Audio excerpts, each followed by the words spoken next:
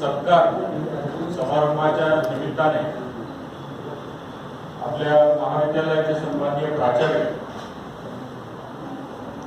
Doctor Prashant कोठे sir यांना या ठिकाणी जे जाधव सरांनी ज्याप्रमाणे आपल्याला सांगितलं की श्री शिवाजी शिक्षण संस्थेच्या आलेल्या आदेशानुसार सरांची या ठिकाणी धनवटे नॅशनल कॉलेज नागपूर या ठिकाणी बदली झालेली आहे आणि सर उद्या त्या ठिकाणी रुजू होणार आहे।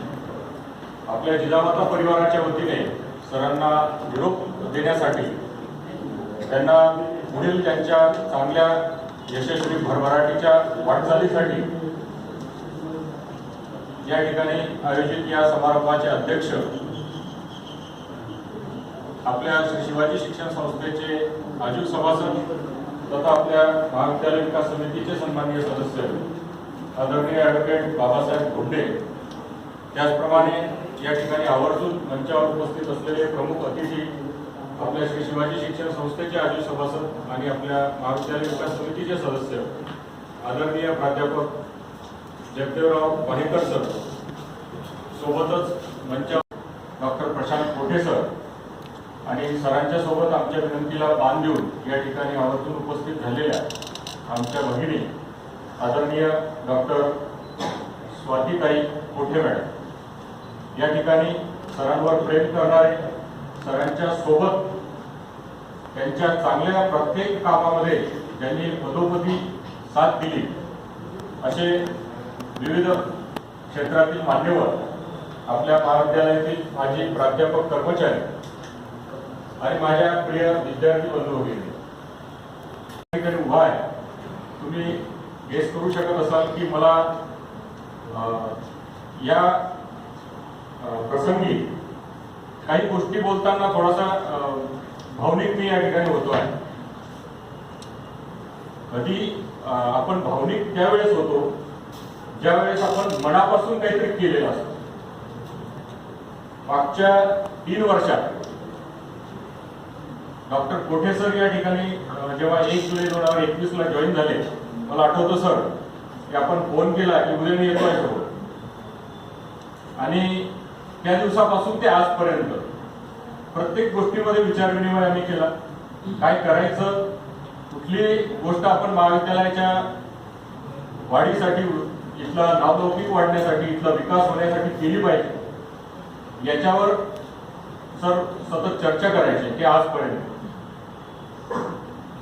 आणि बरेचदा असं वाटायचं की सर इतक्या खोलात कशाला जातात, काय इतक्या बारीक सारीक गोष्टी, मी इतरांना सहकार्य नाही म्हणत, सरांचं खूपच आहे, पण त्या खूपच असण्याचा हा परिणाम आहे की आपण आज हे महाविद्यालय एक चांगला नावलौकिक घेऊन मानाने या ठिकाणी उभा आहे। कुठेतरी काम करावं लागतं, कुठेतरी रक्त आटवावं लागतं, कुठेतरी घाम गळावा लागतो, तरच आपल्याला ही अशा पद्धतीची फळं मिळतात। आणि या ठिकाणी सार्थ अभिमान आम्हाला या गोष्टीचा आहे की सरांच्या सोबत आम्ही काम करू शकलो। त्यांनी ज्या अपेक्षा व्यक्त केल्या त्या पूर्ण करू शकलो नाही निश्चितच, परंतु बऱ्यापैकी त्या पूर्णत्वाकडे आम्ही नेण्याचा प्रयत्न केला।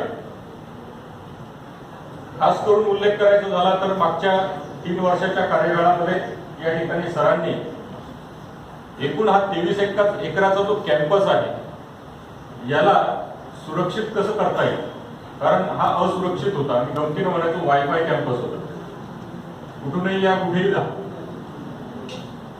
अनेक कारणं होती।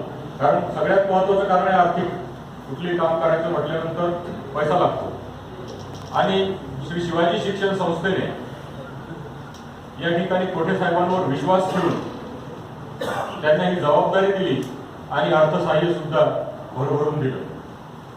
त्याचा एकही पैसा वाया जाऊ नये, एकही पैशाचा दुरुपयोग होऊ नये, अपव्यय होऊ नये याची काळजी घेत स्वतः कष्ट करत प्रत्येक वेळेस आम्ही बऱ्याचदा पाहायचो आणि म्हणायचे सरांना, सर तुम्ही उन्हात कशाला एवढे थांबतात, तर उन्हाळाभर ते दुपट्टा बांधून वेगवेगळ्या ठिकाणी आपल्याला काम जिथं चालू आहे, ट्रॅक्टर सुरू आहे, JCB आहे, त्या ठिकाणी ते आपले सहकारी आणि आपण त्या ठिकाणी असलो पाहिजे आणि कामाकडे लक्ष दिलं पाहिजे, अशा पद्धतीने त्यांनी कामाला सुरुवात केली। हळूहळू आम्ही नॅकच्या दिशेने पुढे जाण्याला सुरुवात केली। सर बऱ्याचदा म्हणायचे की हे मी बाहेरचं सगळं पाहतो, तुम्ही काळजी करू नका, तुम्हाला जे लागतं, मला पर्यंत असं अवघड वाटायचं की सर म्हणायचं ऑर्डिनेटर तुम्हाला काय लागतं ते सांगा. जे म्हणायचं सर तुम्ही जे कराल ते योग्य, पण नाही तुम्हाला काय लागतं, नॅक मध्ये काय लागतं ते एक गोष्ट कमी पडलेले पाहिजे.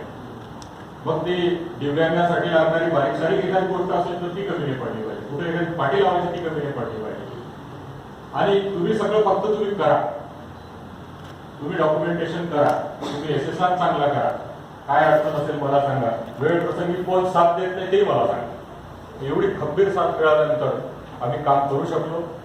आणि अशी परिस्थिती आली की त्यावेळेस एक टप्पा असतो लढाईचा, आणि त्या लढाईच्या टप्प्यामध्ये माणूस एकदम कठोर निर्णय घेण्याच्या निर्णयावर येऊन पोहोचतो की असं झालं तर असं होईल, तसं झालं तर तसं होईल. चर्चा केल्यानंतर सरांनी मला सरळ मोकळीक दिली की तुम्ही ठरवा आता काय करायचं, ते जे होईल ते होईल, मी आहे, नंतर बघून घेऊ काय करायचं.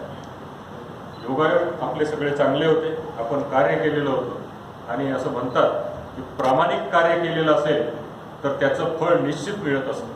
म्हणजे गीतेमध्ये या ठिकाणी मला वाटते एलगे सरांनी भगवद्गीता आणली आहे, आणि त्याचं बऱ्यापैकी प्रॅक्टिकल सर आम्ही या मागच्या 3 वर्षामध्ये केलं आहे, आणि त्याचा अनुभव सुद्धा घेतलेला आहे की कर्मण्येवा धिकार असते मा फलेषु कदाचित.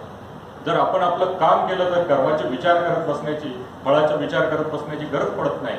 आणि त्या पद्धतीने जर आपण निष्ठेने काम केलेलं आहे, जर आपण सच्चाईने काम केलेलं आहे, जर आपण योग्य दिशेने काम केलेलं आहे, योग्य हेतू ठेवून काम केलेलं आहे, तर यश निश्चित प्राप्त होतं. तिथून आम्ही त्या सगळ्या गोष्टीला सामोरे गेलो. आपल्या सर्वांना ते माहिती आहे आणि हा बोलण्याचा प्रसंग आहे.